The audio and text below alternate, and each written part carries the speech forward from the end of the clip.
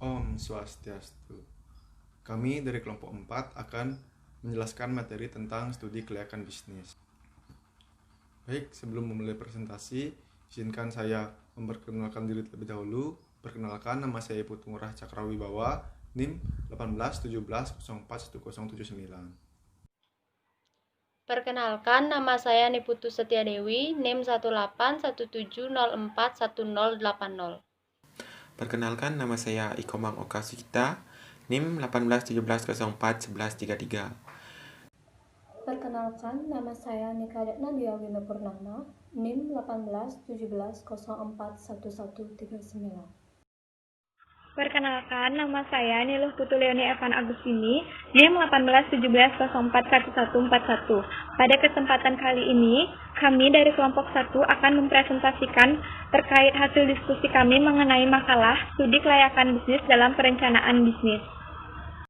Baik, langsung saja, studi kelayakan bisnis. Nah, studi kelayakan bisnis merupakan penelitian yang menyangkut berbagai aspek, baik itu aspek hukum, sosial, ekonomi, dan budaya, aspek pasar dan pemasaran, aspek teknis dan produksi, aspek keuangan, aspek sumber daya manusia, dan aspek legalitas.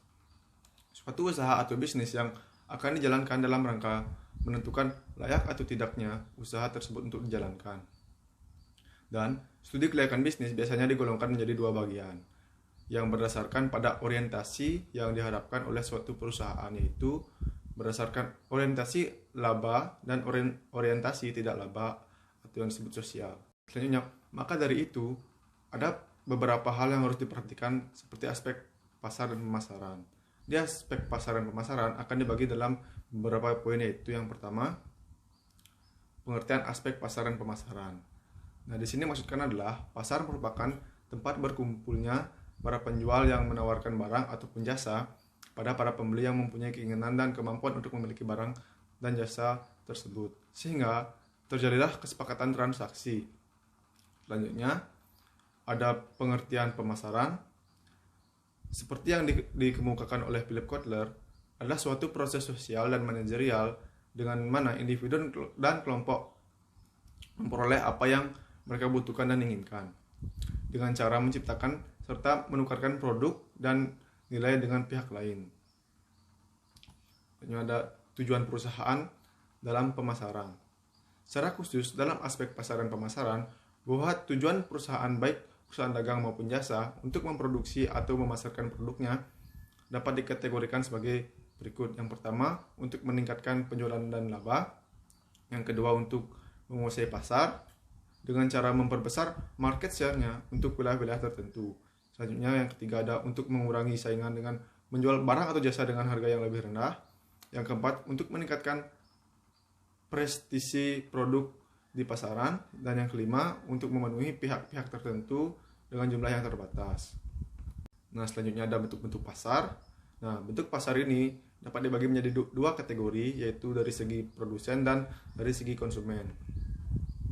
Bentuk pasar dari segi produsen dapat dibagi menjadi 4 kategori. Yang pertama ada pasar persaingan sempurna. Di sini dimaksudkan adalah dalam pasar ini jumlah produsen tidak terbatas dan adanya kebebasan dalam menentukan penjualan produk. Yang kedua, pasar monopoli. Di sini dimaksudkan adalah dalam pasar ini produsen hanyalah satu pihak dan bisa satu-satunya karena kemampuan akan menguasai sebuah teknologi produksi tertentu.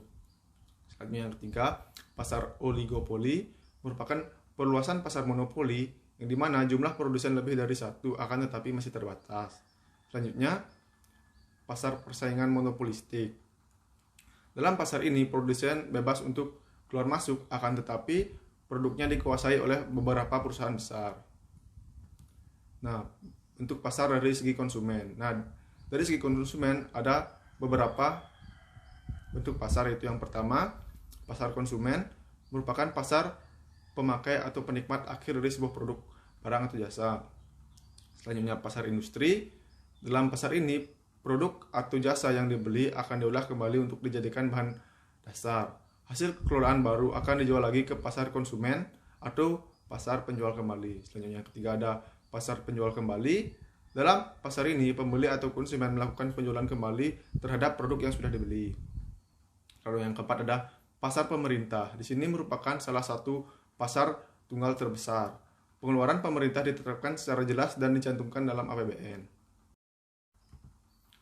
Nah, selanjutnya ada poin yang keempat, yaitu segmenting, targeting, dan positioning. Nah, saya akan menjelaskan dari segmenting. Di sini segmenting dimaksudkan adalah membagi pasar menjadi beberapa kelompok pembeli yang berbeda yang mungkin memerlukan produk atau marketing mix yang berbeda pula. Selanjutnya dari targeting atau pasar sasaran. Secara umum, pengertian menetapkan pasar sasaran adalah mengevaluasi keaktifan setiap segmen. Kemungkinan memiliki salah satu dari segmen pasar atau lebih untuk dilayani. Selanjutnya ada positioning atau menentukan posisi. Nah, di sini dimaksudkan menentukan posisi yang kompetitif untuk produk atau suatu fase. Produk atas suatu fase. Tujuan penetapan posisi pasar adalah untuk membangun dan mengkomunikasikan keunggulan bersaing produk yang dihasilkan ke dalam bentuk konsumen. Poin kelima, strategi bauran pemasaran. Nah, dalam strategi pemasaran ada beberapa bagian, yaitu dari yang pertama, strategi produk. Strategi produk yang dilakukan oleh perusahaan dalam mengembangkan suatu produk adalah menentukan logo dan mutu, menciptakan merek, menciptakan kemasan, dan keputusan label. Selanjutnya yang kedua ada strategi harga. Ada 3 cara menentukan strategi harga, yaitu skimming pricing, atau yang disebut harga awal produk yang ditetapkan setinggi-tingginya dan tujuan bahwa produk atau jasa memiliki kualitas yang tinggi. Selanjutnya ada penetration pricing. Ini dimaksudkan adalah dengan menetapkan harga yang serendah-rendahnya mungkin dengan tujuan untuk menguasai pasar. Yang ketiga ada status quo pricing. Di sini dimaksudkan adalah harga ditetapkan sesuai dengan harga pesaing. Selanjutnya ada strategi lokasi dan distribusi. Hal-hal yang perlu diperhatikan dalam pemilihan atau penentuan lokasi adalah dengan pertimbangan sebagai berikut. Yang pertama, dekat dengan wilayah industri. Yang kedua, dekat dengan lokasi perkantoran. Yang ketiga, dekat dengan lokasi pasar. Yang keempat, dekat dengan pusat pemerintahan. Yang kelima, dekat dengan lokasi perumahan atau masyarakat. Nah, mempertimbangkan jumlah pesaing yang ada di suatu lokasi. Nah, juga diperlukan sarana atau prasarana, yaitu berupa jalan, pelabuhan, listrik, dan lain-lain. Baik, selanjutnya poin yang keenam, yaitu peramalan di masa yang akan mendatang. Nah, peramalan di masa yang akan datang merupakan pengetahuan dan seni untuk memperkirakan apa yang akan terjadi di masa yang akan datang pada saat sekarang. Nah, adapun beberapa langkah-langkah untuk melakukan peramalan di masa yang akan datang, yaitu langkah yang pertama ada mengumpulkan data, langkah yang kedua ada mengolah data, langkah yang ketiga ada menentukan metode pengalaman, langkah yang keempat memproyeksikan data, dan langkah yang kelima mengambil keputusan. Nah, itu dari presentasi dari saya, akan dilanjutkan oleh teman saya. Terima kasih. Di sini saya akan menjelaskan mengenai aspek teknis atau produksi, di mana aspek teknis atau produksi ini digunakan untuk menilai kesiagaan perusahaan dalam menjalankan usahanya. Penilaian terhadap aspek ini sangat penting karena menyangkut hal-hal seperti masalah pemilihan lokasi, luas produksi, tata letak, penyusunan peralatan pabrik, dan proses produksinya termasuk pemilihan teknologi. Selanjutnya, saya akan menjelaskan mengenai lokasi usaha dan luas produksi. Dalam lokasi usaha, setidaknya terdapat 4 lokasi yang menjadi pertimbangan sesuai dengan keperluan perusahaan. Antara lain, yang pertama, lokasi untuk kantor pusat, yang kedua, lokasi untuk kantor cabang, yang ketiga, lokasi untuk gudang, yang keempat, lokasi untuk pabrik. Dan dalam penentuan luas produksi, yaitu berkaitan dengan beberapa jumlah produksi yang dihasilkan dalam waktu tertentu dengan mempertimbangkan kapasitas teknis dan peralatan yang dimiliki serta dengan jumlah pengeluaran yang seefisien mungkin. Luas produksi ekonomis ditentukan oleh yang pertama, kecenderungan permintaan yang akan datang, yang kedua, kemungkinan pengadaan bahan baku, bahan pembantu, dan tenaga kerja, yang ketiga, daur hidup produksi dan produksi substitusi dari produksi tersebut. Yang berikutnya yaitu tata letak. Tata letak merupakan suatu proses penentuan bentuk dan penempatan fasilitas yang dapat menentukan efisiensi produksi atau operasi yang dirancang berkenaan dengan produk, proses, sumber daya manusia, dan lokasi yang dapat tercapainya efisiensi atau operasi.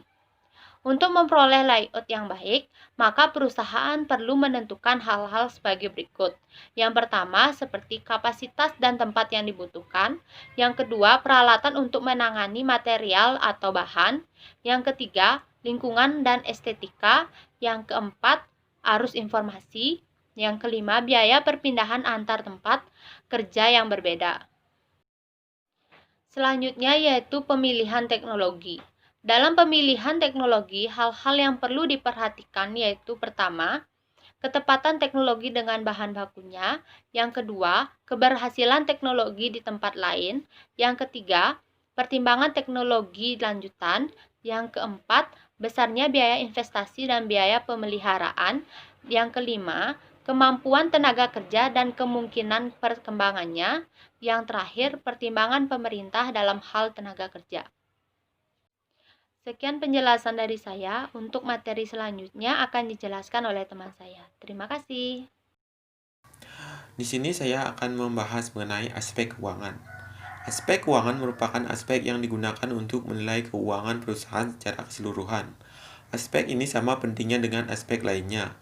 Bahkan ada beberapa pengusaha menganggap justru aspek inilah yang paling utama untuk dianalisis karena dari aspek ini tergambar jelas hal-hal yang berkaitan dengan keuntungan perusahaan, sehingga merupakan salah satu aspek yang sangat penting untuk diteliti kelayakannya. Baik, sebelum saya lanjut presentasi, ada pun hal-hal yang akan saya bahas. Yang pertama adalah sumber-sumber dana, kemudian yang kedua adalah biaya kebutuhan investasi, yang ketiga arus kas atau cash flow, kemudian yang keempat adalah proyeksi neraca dan laba rugi. Baik, langsung saja. Di sini saya akan membahas mengenai sumber-sumber dana. Penggunaan jenis modal baik untuk modal investasi maupun modal kerja jelas berbeda. Dilihat dari segi sumbernya, modal dibagi menjadi dua, yaitu modal asing atau modal pinjaman dan yang kedua adalah modal sendiri. Modal asing atau modal pinjaman merupakan modal yang diperoleh dari pihak luar perusahaan dan biasanya diperoleh secara pinjaman. Peroleh modal asing juga relatif sulit. Diperlukan syarat-syarat tertentu sesuai dengan kebijakan pemilik dana. Keuntungannya adalah jumlahnya yang relatif tidak terbatas, artinya tersedia dalam jumlah banyak. Sumber dana modal asing dapat diperoleh antara lain, yang pertama, pinjaman dari dunia perbankan, kemudian yang kedua, pinjaman dari lembaga keuangan seperti perusahaan modal Ventura atau lembaga keuangan lainnya. Dan yang terakhir adalah pinjaman dari perusahaan non-bank. Kemudian yang kedua, modal sendiri. Modal sendiri adalah modal yang diperoleh dari pemilik perusahaan dengan cara mengeluarkan saham baik secara tertutup atau terbuka. Tertutup artinya hanya kalangan internal pemilik saham sebelumnya, sedangkan terbuka dengan menjual saham kepada masyarakat luas. Keuntungannya di sini menggunakan modal sendiri untuk membiayai sesuatu usaha adalah tidak adanya beban bunga seperti modal pinjaman. Perusahaan hanya berkewajiban membayar dividen. Perolehan dana dari modal sendiri biasanya berasal dari yang pertama itu adalah setoran pemegang saham, kemudian yang kedua dari cadangan laba atau dari laba yang belum dibagi. Baik, berikutnya saya akan membahas mengenai biaya kebutuhan investasi. Investasi adalah penanaman modal dalam suatu kegiatan yang memiliki jangka waktu relatif panjang. Dalam berbagai bidang usaha, secara umum, komponen biaya kebutuhan investasi adalah yang pertama ada biaya pra-investasi yang terdiri dari yang pertama adalah biaya pembuatan studi, kemudian biaya pengurusan izin-izin, kemudian yang kedua adalah biaya pembelian aktiva tetap seperti yang pertama aktiva tetap berwujud antara lain tanah, mesin-mesin, bangunan, peralatan investasi kantor, dan aktiva berwujud lainnya. Kemudian yang kedua adalah aktiva tetap tidak berwujud, antara lain goodwill, hak cipta, lisensi, dan merek dagang. Kemudian yang ketiga adalah biaya operasional yang terdiri dari yang pertama upah dan gaji karyawan, kemudian biaya listrik, biaya telepon dan air, biaya pemeliharaan, pajak, premi asuransi, biaya pemasaran. Dan selanjutnya saya akan membahas mengenai arus kas atau cash flow. Arus kas merupakan aliran kas yang ada di perusahaan dalam suatu periode tertentu. Arus kas menggambarkan beberapa uang yang masuk ke perusahaan dan jenis-jenis pemasukan tersebut. Arus kas juga menggambarkan berapa uang yang keluar serta jenis-jenis biaya yang dikeluarkan. Laporan perubahan kas disusun untuk menunjukkan dari mana sumber-sumber kas dan penggunaannya. Jenis-jenis cash flow yang dikaitkan dengan satu usaha terdiri dari yang pertama itu adalah initial cash flow atau kas awal, merupakan pengeluaran pada awal periode untuk investasi. Kemudian yang kedua ada operational cash flow, merupakan kas yang diterima atau dikeluarkan pada saat operasi usaha. Kemudian yang ketiga ada terminal cash flow, merupakan kas yang diterima pada saat usaha tersebut berakhir. Pentingnya kas akhir bagi investor jika dibandingkan dengan laba yang diterima perusahaan dikarenakan yang pertama, kas diperlukan untuk memenuhi kebutuhan uang tunai sehari-hari. Kemudian yang kedua, kas digunakan untuk membayar semua kewajiban yang jatuh tempo. Kemudian yang ketiga, kas juga digunakan untuk melakukan investasi kembali.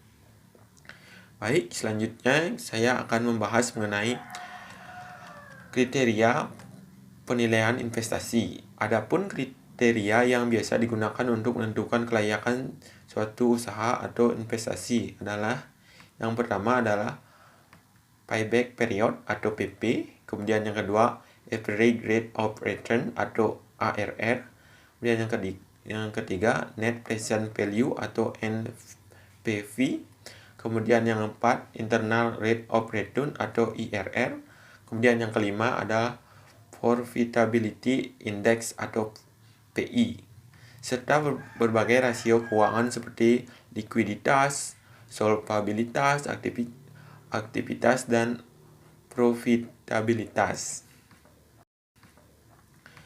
Baik, yang terakhir saya di sini akan membahas mengenai proyeksi neraca dan laporan laba rugi.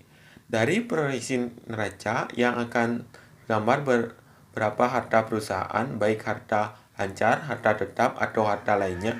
Kemudian juga akan tergambar berkewajiban baik jangka pendek maupun jangka panjang, serta modal yang dimiliki oleh periode akan tergambar apakah ada perusahaan. Dari proyeksi neraca yang akan tergambar berapa harta perusahaan, baik harta lancar, harta tetap, atau harta lainnya.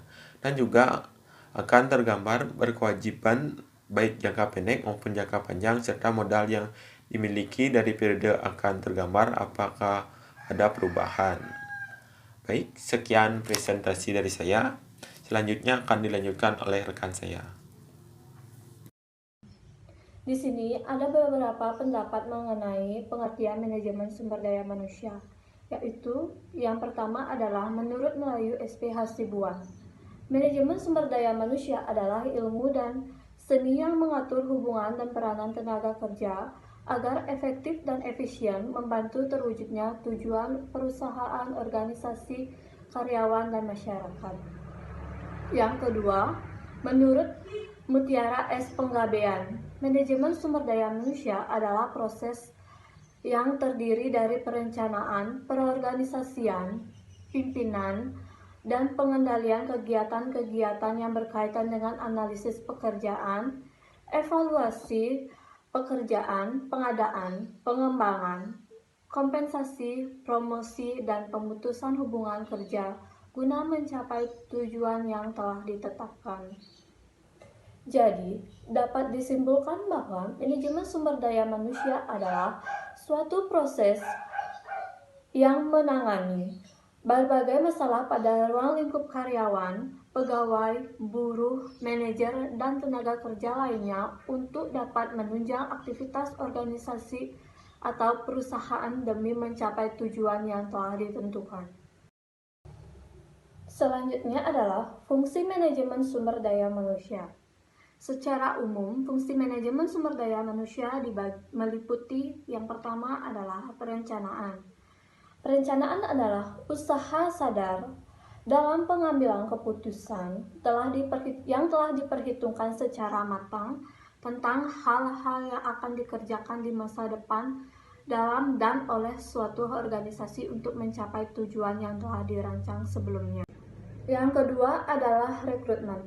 Rekrutmen adalah proses penarikan sekelompok kandidat untuk mengisi posisi yang lowong. Perekrutan yang efektif akan menemukan orang-orang yang berkemampuan dan berketerampilan yang memenuhi spesifikasi pekerja yang dibutuhkan. Yang ketiga, seleksi. Seleksi tenaga kerja adalah suatu proses menemukan tenaga kerja yang tepat dari sekian banyak calon tenaga kerja yang ada. Yang keempat, orientasi atau pelatihan dan pengembangan. Pelatihan tenaga kerja adalah keseluruhan kegiatan untuk memperoleh, meningkatkan, serta mengembangkan kompetensi kerja, produktivitas, disiplin, sikap, dan etos kerja pada tingkat keterampilan dan keahlian tertentu sesuai dengan jenjang dan kualifikasi jabatan dan pekerjaan. Pengembangan diartikan sebagai penyiapan individu untuk memikul tanggung jawab yang berbeda atau yang lebih tinggi dalam perusahaan, organisasi, lembaga, atau instansi pendidikan. Yang kelima adalah evaluasi kerja. Evaluasi sangat bermanfaat agar organisasi tidak mengulangi kesalahan yang sama setiap kali. Yang keenam adalah kompensasi. Kompensasi adalah pemberian balas jasa baik berupa uang atau barang kepada karyawan sebagai imbal jasa atau reward yang diberikannya kepada perusahaan. Yang ketujuh adalah pengintegrasian. Pengintegrasian adalah kegiatan untuk mempersatukan kepentingan perusahaan dan kebutuhan karyawan sehingga tercipta kerjasama yang serasi dan saling menguntungkan. Yang kedelapan adalah pemeliharaan. Pemeliharaan adalah kegiatan untuk memelihara atau meningkatkan kondisi fisik, mental, dan loyalitas karyawan agar tercipta kerjasama yang panjang. Yang terakhir adalah pemberhentian. Di sini, pemutusan hubungan kerja adalah pengakhiran hubungan kerja karena suatu hal tertentu yang mengakibatkan berakhirnya hak dan kewajiban antar pekerja dan pengusaha. Selanjutnya adalah aspek sumber daya manusia. Dalam setiap pelaksanaan ide usaha, kita pasti memerlukan adanya aspek sumber daya yang akan menjalankan usaha atau ide menjadi usaha. Dalam beberapa perencanaan sumber daya manusia, perlu menganalisis hal-hal berikut. Yang pertama, desain pekerjaan. Setelah penentuan organisasi, maka kita akan menjalankan desain pekerjaan apa saja yang diperlukan untuk menjalankan organisasi. Perusahaan di bidang jasa akan sangat berbeda dengan perusahaan yang bergerak di bidang manufaktur, apalagi untuk manufaktur teknologi. Yang kedua, deskripsi pekerjaan. Deskripsi pekerjaan wajib dilakukan mengingat fungsi setiap departemen harus jelas. Tidak terjadi tumpang tindih dalam kegiatan pekerjaan dan menghindari adanya pengulangan pekerjaan yang sama oleh bagian yang berbeda. Yang ketiga adalah job value. Tujuan dari job value adalah penentuan nilai jabatan dengan kapasitas atas orang yang diperlukan. Nilai jabatannya akan dihubungkan dengan penghasilan yang akan diterima dengan tunjangan-tunjangan yang akan diterima, termaksud juga kesempatan jenjang karir. Yang keempat, kapasitas sumber daya manusia. Di sini, kapasitas akan menentukan produktivitas dan profitabilitas perusahaan. Kapasitas yang sesuai dengan kemampuan produksi perusahaan menjadi sangat penting. Yang terakhir adalah rekrutmen. Pencarian sumber daya manusia menjadi penting karena disinilah dimulainya tahapan pertama pengenalan usaha kita. Sumber daya yang tepat akan bertumbuh di posisi yang tepat dalam organisasi yang tetap. Perusahaan akan menentukan kriteria penyeleksian karyawan baru baik untuk nilai indeks prestasi waktu kuliah, harus lulus psikologi tes dan wawancara, serta harus lulus tes kesehatan. Baik, di sini saya akan menjelaskan mengenai aspek sosial ekonomi dalam studi kelayakan bisnis. Nah, setiap kita akan menjalankan usaha tentunya akan memberikan dampak positif maupun dampak negatif. Dampak positif dan dampak negatif ini dapat dirasakan oleh berbagai pihak, baik itu bagi pihak perusahaan, pemerintah maupun masyarakat luas. Dari segi negatif, aspek ekonomi dapat dilihat dari adanya penggunaan sumber daya alam yang berlebihan, pengangguran yang semakin bertambah banyak karena terserapnya sumber daya manusia dari luar. Dan sementara dilihat dari segi positifnya, aspek ekonomi dapat memberikan pendapatan bagi masyarakat sekitar sebagai lapangan pekerjaannya, dan juga dapat memberikan pendapatan bagi pemerintah, baik itu pemerintah pusat maupun pemerintah daerah. Kemudian aspek sosial adalah suatu aspek mengelola dan mengatur sumber daya alam yang belum ada campur tangan dari manusia. Aspek sosial ini memiliki dua sisi, yaitu sisi negatif dan juga sisi positif. Di mana dari sisi negatifnya, aspek sosial ini dapat meninjau adanya perubahan demografi, budaya, dan kesehatan masyarakat, juga perubahan gaya hidup, adat istiadat, dan juga struktur sosial lainnya. Dari segi positif, dapat dilihat yaitu dari adanya berbagai fasilitas-fasilitas penunjang yang semakin canggih, seperti misalnya alat transportasi, listrik, air, dan fasilitas-fasilitas umum lainnya. Kemudian, aspek ekonomi dan sosial ini perlu diperhatikan karena dampak yang terjadi saat terjadinya kesalahan sangat banyak. Diharapkan aspek ekonomi dan sosial ini lebih banyak memberikan keuntungan daripada kerugian apabila didirikan sebuah usaha ataupun proyek. Selanjutnya, aspek sosial ekonomi ini perlu diperhatikan karena dampak yang terjadi saat terjadinya kesalahan sangat banyak. Diharapkan aspek sosial ini lebih banyak memberikan keuntungan daripada kerugian. Kemudian, aspek sosial dan ekonomi ini merupakan suatu pengaruh yang akan terjadi dengan adanya perusahaan, khususnya di bidang ekonomi. Dalam aspek ekonomi dan sosial, perlu ditelaah apakah keberadaan suatu proyek atau usaha akan memberikan manfaat secara ekonomi dan sosial kepada berbagai pihak. Selanjutnya, di sini saya akan menjelaskan mengenai aspek legalitas dalam studi kelayakan bisnis, di mana legalitas sebuah usaha yang direncanakan terkait dengan kebijakan pemerintah dan aspek hukum.